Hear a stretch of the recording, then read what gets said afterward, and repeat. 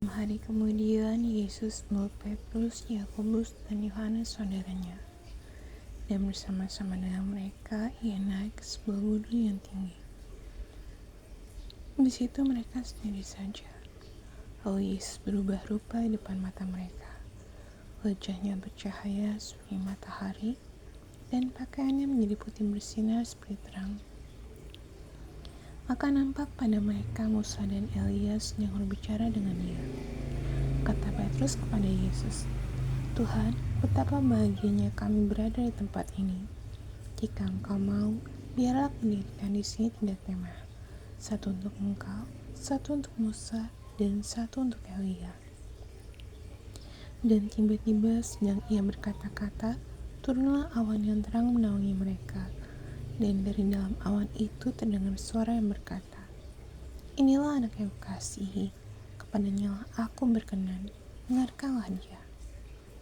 Mendengar itu tersungkurlah murid-muridnya, dan mereka sangat ketakutan. Lalu Yesus datang pada mereka dan menyentuh mereka sambil berkata, "Berdirilah, jangan takut." Dan ketika mereka mengangkat kepala, mereka tidak melihat seorang pun kecuali Yesus seorang diri. Pada waktu mereka turun dari gunung itu, Yesus berpesan kepada mereka, "Jangan kamu ceritakan penglihatan itu kepada seorang pun sebelum Anak Manusia dibangkitkan dari antara orang mati." Lalu murid-muridnya bertanya kepadanya, "Kalau demikian, mengapa ahli Taurat berkata bahwa Elia harus datang dahulu?" Jawab Yesus, "Memang Elia akan datang dan memulihkan segala sesuatu. Dan aku berkata kepadamu, Elia sudah datang, tapi orang tidak mengenal dia dan memperlakukannya menurut kehendak mereka. Demikian juga Anak Manusia akan menderita oleh mereka." Pada waktu itu mengertilah murid-murid Yesus bahwa ia berbicara tentang Yohanes Pembaptis. Ketika Yesus dan murid-muridnya kembali kepada orang banyak itu, datanglah seorang mendapatkan Yesus dan menyembah, katanya, "Tuhan, kasihanilah anakku. Ia sakit ayan dan sangat menderita. Ia sering jatuh ke dalam api dan juga sering ke dalam air.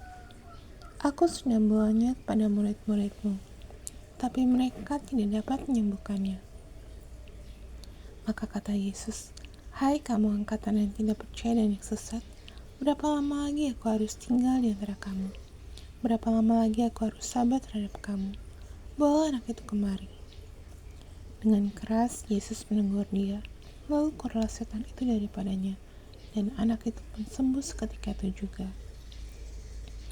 Kemudian murid-murid Yesus datang, dan ketika mereka sendirian dengan dia, bertanyalah mereka, "Mengapa kami tidak dapat mengusir setan itu?" Ia berkata kepada mereka, "Karena kamu kurang percaya. Sebab aku berkata kepadamu, sesungguhnya sekiranya kamu mempunyai iman sebesar biji sawi saja, kamu dapat berkata kepada gunung ini, pindah dari tempat ini ke sana, maka gunung ini akan pindah, dan takkan ada yang mustahil bagimu." Jenis ini tidak dapat diusir kecuali dengan berdoa dan berpuasa. Pada waktu Yesus dan murid-muridnya bersama-sama di Galilea, ia berkata pada mereka, "Anak Manusia akan diserahkan dalam tangan manusia, dan mereka akan membunuh dia, dan pada hari ketiga ia akan dibangkitkan." Maka hati murid-muridnya itu pun sedih sekali.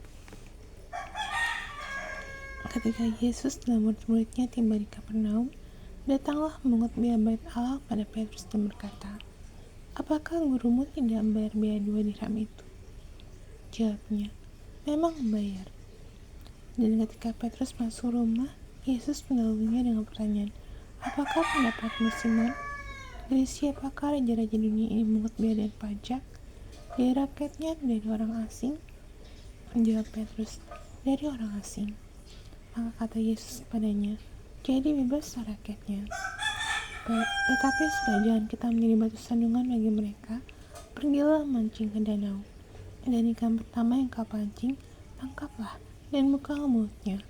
Maka engkau akan menemukan mata uang 4 dirham di dalamnya. Ambillah itu dan bayarkanlah kepada mereka, bagiku dan bagimu juga."